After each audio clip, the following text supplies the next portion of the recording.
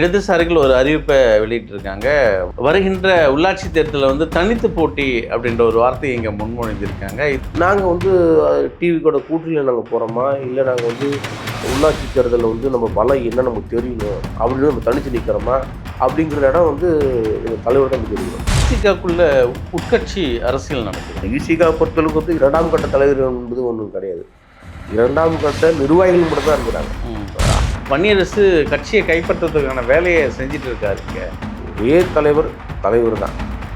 தலைவருக்கு அப்புறம் இங்கே யாருமே சொல்ல முடியாது. விசிகாவில் பயணிக்கும் சங்கத்தமிழ் அவர்கள் பல நாட்களாக, அதுவும் நீண்ட நாட்களாக ஒரு வார்த்தை சொல்லிட்டு இருக்காரு. விசிகாவில் ஒரு கருப்பாடு இருக்குது அப்படின்னு. யார் தான் அந்த கருப்பாடு? வந்து யார் கருப்பாடுங்கிறது வந்து அவர் தான் சொல்லணும்.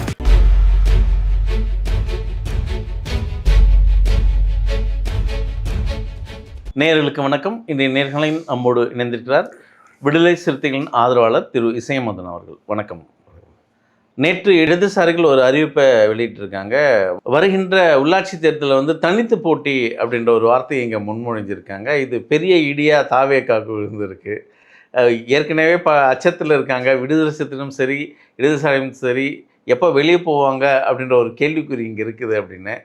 இது ரொம்ப ஒரு தாவேகா தலைவர் விஜய்க்கு வந்து ஒரு அதிர்ச்சியூட்டும் வார்த்தை தான். ஆனால் இங்கே விடுதலை சிறுத்தைகளோட நிலைப்பாடு எப்படி? அது நான் தேர்தல் நேரத்தில் மட்டும் நான் கூட்டணிக்கான உறவுகளை பற்றி எங்களோட தலைவர் உள்ளபடியாக சொல்லுவார். ஏன்னா மீதி நேரத்தை சொன்னோம்னா அது சரியாக இருக்காது. இப்போ தேர்தல்னா அதற்கான பேச்சுவார்த்தை இருக்கும். அதற்கான எந்தெந்த இடங்கள் நமக்கு தேர்வு நமக்கு தெரியும். அதில் நம்ம உடன்படிக்கை ஏற்படலைன்னா அதன் பிறகு நம்ம தனித்து நிற்கலாமா, இல்லை வந்து கூட்டணி எடுக்கலாமா அப்படின்னு நம்ம யோசிப்போம். ஆனால் இன்றைக்கி இருக்கிற கட்டத்தில் பார்த்திங்கன்னா விசிகா வந்து ரொம்ப வலிமையாக இருக்குது. ஏன்னா இன்றைக்கி இருக்கிற அரசு சூழ்நிலாம் பார்த்திங்கன்னா அதிமுக ஒரு தனியாக இருக்குது, டிஎம்கே மட்டும் தனியாக இருக்குது, கம்யூனிஸ்ட் கட்சி அழகாக அறிவிச்சிட்டாங்க. அப்போ தேமுதிக வந்து அவங்க சும்மா இருக்கிறாங்க. மதிமுக வந்து எந்த சூழ்நிலை இல்லாமல் கூட்டணி டிவிக்கு அப்படின்னு மட்டும் அவங்க இருக்கிறாங்க. நாங்கள் வந்து டிவி கூட கூட்டணியில் நாங்கள் போகிறோமா, இல்லை நாங்கள் வந்து உள்ளாட்சி தேர்தலில் வந்து நம்ம பலம் என்ன நமக்கு தெரியணும் அப்படின்னு நம்ம தனித்து நிற்கிறோமா அப்படிங்கிற இடம் வந்து எங்கள் தலைவர் தான் முடிவெடுக்கணும். சொல்ல முடியாது. தனிச்சோட நிற்கலான்னு நிற்கிறது கூட வாய்ப்புகள் உண்டு. அது எங்கள் தலைவர் தான் இறுதியான தீர்க்கமாக சொல்ல முடியும். நம்ம எடுத்தங்கவுத்து நம்ம எந்த தகவலையும் நம்ம பகிர்ந்துக்க முடியாது. அதுக்கு காலமும் இருக்குது, அதுக்கு நேரமும் இருக்குது. அந்த நேரத்துக்கும் காலத்துக்காக தான் தலைவரும் காத்திருக்காரு, அதுக்காக தான் நாங்களும் காத்திருக்கிறோம். உள்ளாட்சி தேர்தலை நாங்கள் தனித்து போட்டுக்கிறோமா, இல்லை டிவி கூட கூட்டு இருக்கிறோமா, இல்லை வந்து வேறு ஏதாவது சேர்ந்து நாங்கள் எல்லாம் கட்சியாக சேர்ந்து ஒரு மறுபடியும் வந்து எப்படி மக்கள் நல கூட்டணி உருவாக்கணுமோ அதே மேலே வந்து நாங்கள் கம்யூனிஸ்ட் கட்சி இல்லை வேறு அணிகளாக சேர்ந்து நாங்கள் வந்து அணிகள் உருவாக்குறோமாங்கிறது வந்து இன்னும் ஒரு 3-4 மாதத்தில் அது தெரிஞ்சுங்கிறத நாங்கள் பார்க்குறோம். நாங்கள் முக்கியமாக விசிகாவின் தலைவர் தொல் திருமாவளவன் அவர்கள் ஒரு பேசுறதுலேயே வார்த்தை பெறுதலாம் இருக்குன்னு விமர்சனங்கள் வரும். திமுக கூட்டணியிலும் இருக்கும், இல்லை நாங்கள் விஜயோட ஆதரவு நிலைப்பாட்டிலையும் இருக்கோம் அப்படின்ற ஒரு இரட்டை அர்த்தங்கள். இது எப்படி நம்ம புரிஞ்சுக்கிறது? ஏன்னா எனக்கு இரட்டை ஒற்றை தான். நாங்கள் என்ன 2-3 விஷயத்தில் எல்லாமே இப்போ அதிமுக இருக்கட்டும், திமுக இருக்கட்டும், விசிகா இருக்கட்டும், இவங்களுக்கு முக்கியமான பாமக விஷயம் எல்லாமே இப்போ 4 சப்ஜெக்ட் ஒரே மாதிரி இருக்குது. என்னென்னா திமுகலையும் வந்து சமூக நீதி பின்பற்றுவாங்க, விசிகாவில் சமூக நீதி பின்பற்றுவாங்க, அதிமுக சமூக நீதி பின்பற்றுவாங்க, அதேமாதிரி பாமக சமூக நீதி பின்பற்றுவாங்க. அதேமாரி பெண் விடுதலை விசிகாலையும் பேசுவாங்க, திமுகலையும் பேசுவாங்க, அதிமுகலையும் பேசுவாங்க, பாமகவும் பேசுவாங்க. அதே போல் சாதி ஒழிப்புங்கிறது விசிகாலையும் பேசுவாங்க, அதேமாதிரி திமுகலையும் பேசுவாங்க. ஆனால் வந்து அதிமுகலையும் பேசுவாங்க, பாமகலையும் பேசுவாங்க. ஆனால் பாமகவில் சாதி ஒழிப்பு இருக்கா இல்லையாங்கிறது பொதுமக்களுக்கு தெரியும். ஆனால் திமுகவில் வந்து சாதி ஒழிப்பாக இருக்கா இல்லையான்னு பொதுமக்களுக்கு தெரியும். அதிமுகவில் சாதி ஒழிப்பு இருக்கா இல்லைன்னு திமுக தெரியும். அப்போ நாங்கள் சாதி ஒழிப்பு பண்ணுறோங்கிறது எல்லாத்துக்கும் தெரியும். அப்போ எங்கே நாங்கள் மாறுபடுறோம்னா, எங்கள் கட்சி கொள்கையிலிருந்து நாங்கள் மாறுபட்டு பேசுனா மாறி மாறி பேசுகிறோம் அப்படிங்கிறது பேசுகிறோம். இந்த 5 முழக்கங்களும் நாங்கள் வச்சு எங்கள் தலைவர் அழகாக வந்து பேசிட்டு தான் இருக்கார். நடக்கக்கூடிய செய்திகளில் மட்டும் சொல்கிறாரு இல்லையா, எங்கள் கொள்கையிலேருந்து நாங்கள் பின்வாங்கவே கிடையாது, எங்களுடைய கோட்பாடு நாங்கள் பின்வாங்கவே கிடையாது, எங்களுடைய சித்தாந்தத்தாரியே நாங்கள் பின்வாங்கவே கிடையாது. அப்போ நடக்கக்கூடிய செய்திகள் சொன்னால் அதை வந்து மாற்றி பேசுங்கிறாங்க. ஏன்னா நேரம் மாறுறது, காலமும் மாறுது. அப்போ வந்து சொல்லிட்டு இருக்க முடியாது. அப்போ ஏதோ ஒரு உண்மையாக ஒரு தகவல் வந்தால் அந்த தகவல் சொல்லி தானே ஆகணும். செய்தி வழியாக வரக்கூடிய செய்தியை சொல்லி தானே ஆகணும். அப்போது ஏதாவது சம்பவமாக இருந்தால் சொல்ல முடியாது. அப்போது ஒரு செய்தியை வந்து சொன்னோம்னா அதை வந்து சம்பவமாக மாற்றணும்னு நினைக்கிறாங்க. அப்போ அது எப்படி பொறுப்பாக ஏற்றுக்க முடியும்? அப்போ நாங்கள் எந்த இடத்துலையுமே வந்து நாங்கள் பின்வாங்கலை. எந்த இடத்துலையுமே எங்கள் தலைவர் வந்து அங்கே ஒரு பக்கம் இங்கே ஒரு பக்கம் பேசல. அப்போ எங்கள் தலைவர் வந்து எது நிதர்சனமோ எது உண்மையோ அந்த நேரத்துக்கு அது கரெக்டாக பேசிட்டு தான் இருக்காரு. அதனால் வந்து புரிஞ்சுக்கிறவர்கள் தான் அது ஒரு மனநிலம் பொறுத்து தான் நம்ம இருக்கிற மொழியாக, மற்றபடி எதுவுமே இல்லை. விசிகாக்குள்ள உட்கட்சி அரசியல் நடக்குதா? இல்லைண்ணா, விசிகாவில் உட்கட்சி விவரம்லாம் எதுவுமே இல்லைண்ணா. ஏன்னா அது எல்லாமே தலைவரை சார்ந்து மட்டும்தான் இருக்குது. அது வந்து வேறு யாருமே சார்ந்து இருக்காது. விசிகாவை பொறுத்தளவுக்கு வந்து 2ஆம் கட்ட தலைவர் என்பது ஒன்றும் கிடையாது. 2ஆம் கட்ட நிர்வாகிகள் மட்டும்தான் இருக்கிறாங்க. அதனால் வந்து இவங்க ஒரு லாபி அவங்க ஒரு லாபி அப்படின்னு யாரும் லாபி பண்ண முடியாது. எந்த லாபி பண்ணாலும் தலைவர் தான். ஒரு வீட்டுக்கு எவ்வளோ பெரிய வீடாக இருந்தாலும் கதவு ரொம்ப முக்கியமான ஒரு ஒரு பொருள். அந்த கதவு எவ்வளோ பேர் முக்கியமாக இருந்தாலும் அந்த வீட்டுக்கு வந்து பூட்டுங்கிறது ரொம்ப முக்கியம்.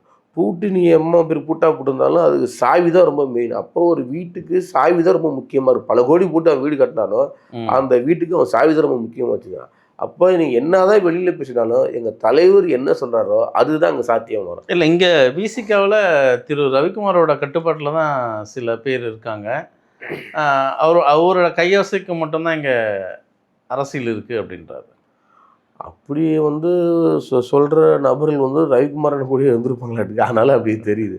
அப்படிலாம் இல்லை, முக்கியமாக ஓப்பனாகவே கேட்குறது திரு வன்னியரசு அமைச்சர், மாண்புமிகு அமைச்சர் வன்னியரசு ரவிக்குமார் கட்டுப்பாட்டில் தான் இருக்கிறதா பேச்சு அடிப்படை. இல்லை, எனக்கு தெரிஞ்சு அவர் வந்து தலைவர் கட்டுப்பாட்டில் தான் இருக்கிறாரு நான் நினைக்கிறேன். இல்லை, நீங்கள் தொடர்ந்து ரவிக்குமாரோட பயணத்தை பார்த்தீங்கன்னா மாண்புமிகு அமைச்சர் வன்னியரசு கூட தான் பயணித்துட்டு இருக்காரு. இல்லை, அவங்க 2 பேரும் ஒரே மாவட்டம்னா. இவர் விழுப்புரம் மாவட்டத்தோட எம்பி, அவர் விழுப்புரம் மாவட்டத்தோட ஒரு அமைச்சர். அந்த ரீதியாக அவர் வந்து அவர் டெல்லியில் பிரதிநிதியாக இருக்கார், தமிழ்நாட்டு பிரதிநிதியாக இருக்கார். அப்போ ஒரே கட்சியில் இருக்கிறாங்க, ஒரே சமுதாயமாக இருக்கிறாங்க. சந்திப்புகள் ரொம்ப இதாக இருக்கும், ஒரே கட்சியில் வரையாக இருக்கிறாங்க. அதனால் அந்த அண்ணன் வன்னியரசு அவர்களுக்கு வந்து ரவிக்குமார் தான் அவர்களுக்கு வந்து மேலிட பொறுப்பாக இருந்தார். அப்போ அந்த பழக்க தோசை கூட அவர் கூட இருக்கலாம்ல. அது நம்ம தவறுதலாக எடுத்துக்க போயிட முடியாது. இல்லை, ஒரு மந்திரியே ஆகிட்டாரு, மந்திரி கூடவே பின்னாடியே சுற்றுறாங்களே, அதுதான் ஒரு இங்கே மக்கள் மத்தியில் ஒரு பெரிய சலசலப்பு இருக்குது. இங்கே யார் இங்கே அரசியல் செய்கிறா? வன்னியரசு ரவிக்குமார் பேரை வச்சு அரசியல் செய்கிறாரா, இல்லை ரவிக்குமார் வன்னியரசு பேரை வச்சு அரசியல் செய்கிறாரா?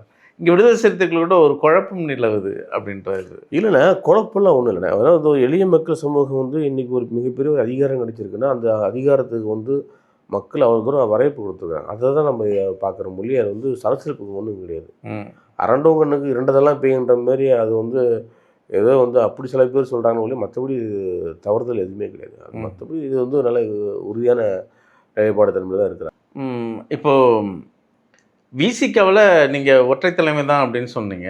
ஆனால் இங்கே பல குழுக்களாக செயல்படுறதா பார்க்குறோம். முக்கியமாக வன்னியரசு கட்சியை கைப்பற்றுறதுக்கான வேலையை செஞ்சிட்டு இருக்காரு இங்கே அப்படின்னு ஒரு வார்த்தை இருக்குது.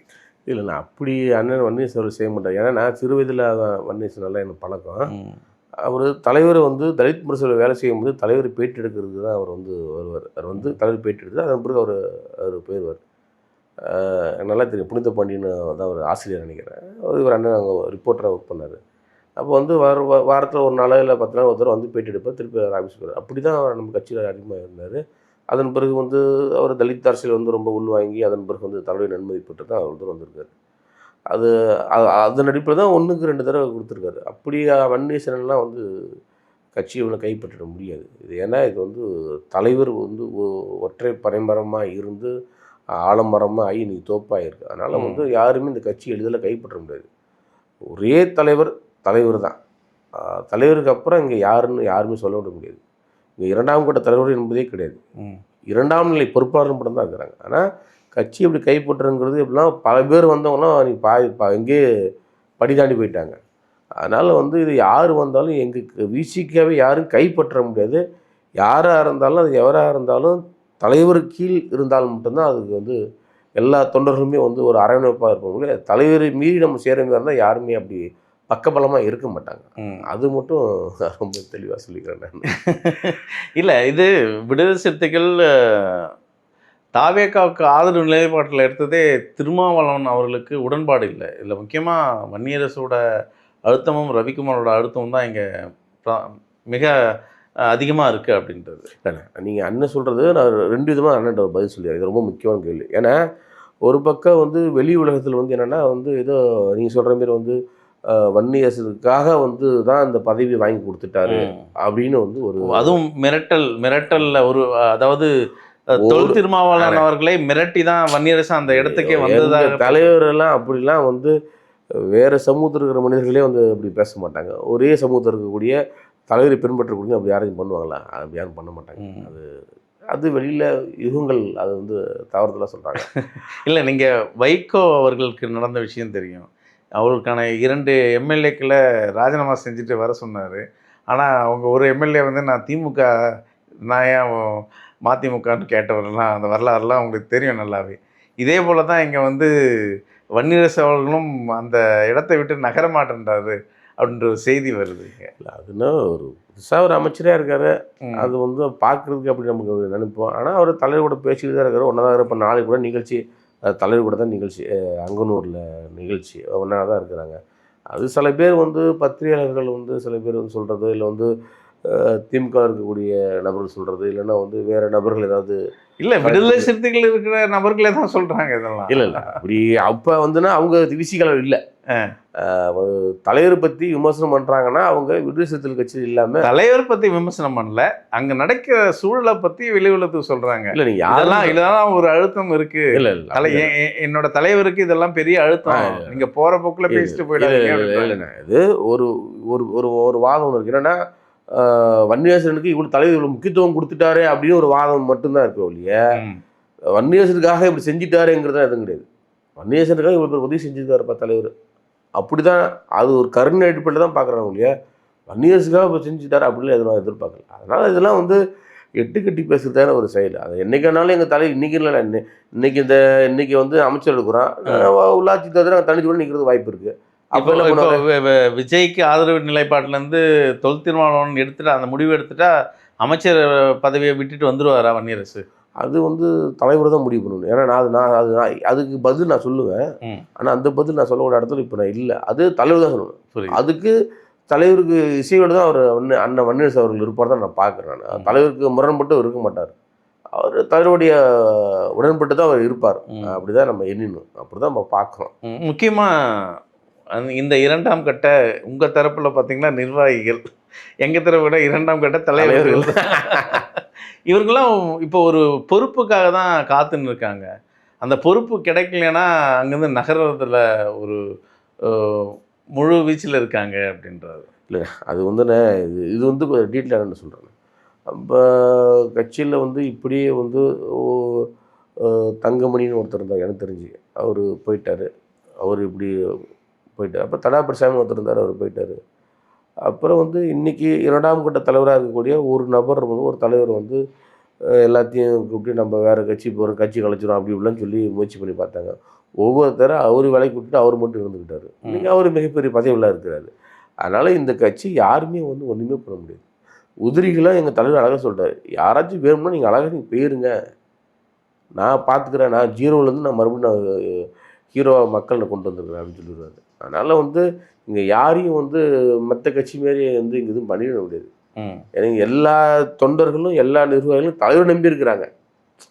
இப்போ திமுக நீங்கள் பார்த்தீங்கன்னா திருச்சினா இப்போ நேரு, திருவண்ணாமலை பக்கம்னா உங்களுக்கு ஏவாவேலு, இப்போ விழுப்புரம் பக்கம் பார்த்தா உங்களுக்கு பொன்முடி, மதுரை பக்கம் பார்த்தோன்னா மூர்த்தி, அங்கிட்டு போனால் உங்கள் தங்கதாசு, அங்கிட்டு போனால் எஸ்எஸ் சந்திரன் அப்படின்னு ஒவ்வொரு இங்கிட்டு பெங்களூர் போனால் பெங்களூர், கோயம்புத்தூர் போனால் அங்கே பழனிசாமி, கரூர் போனால் செந்தில் பாலாஜி, கரூர் பழனிசாமி, இப்படி சென்னை வந்து அவர் சேகர்பாபன் இருக்கார், இப்படி வேறு யாராச்சும் இருக்கிறாங்க. இங்கே பார்ட்டியை பிடிச்சிட்டாங்க திமுகவில். ஆனால் அதேமாதிரி இடம் இது ஏடிஎம் பொண்ணு பார்ட்டி பிடிச்சிட்டாங்க. இங்கே விழுப்புரம் பக்கத்து போனால் அங்கே ஒரு இதுக்கு வந்து சிவி சர்மா, அங்கிட்டு போனால் ஓஎஸ் மணியை, அதேமாரி வந்து மதுரை பக்கம் போனால் ஆர்பி உதயகுமார், அதேமாரி வந்து நம்ம கோவை மண்டலத்துக்கு போனால் எஸ்பி வேலுமணி இருக்கிற தங்கம் இருக்கிற, அவங்க வந்து ஒவ்வொரு மண்டலமாக வாரியாக அவங்க பிரித்து பிடிச்சிட்டாங்க. ஆனால் விசிகளை மட்டும் எப்படி இருக்குன்னா தொண்டர்களும் தலைவர் பக்கம், நிர்வாகிகளும் தலைவர் பக்கம், 2ஆம் கட்ட தலைவர்களும் நிர்வாக பக்கம், ஏதாவது ஊசல் ஆடுற மாதிரி இருந்துச்சுன்னா அவங்களும் மறுபடியும் வந்துடுவாங்க. அதனால் இங்கே யாருமே வந்து கடந்து பெற முடியாது. அது தலைவரோட ரொம்ப இணைப்பாக இருக்கிறதுனால, ரொம்ப பிணைப்பாக இருக்கிறதுனால இதை யாரும் மாற்றியும் போயிட முடியாது, யாரும் மாற்றியும் பேசிட முடியாது.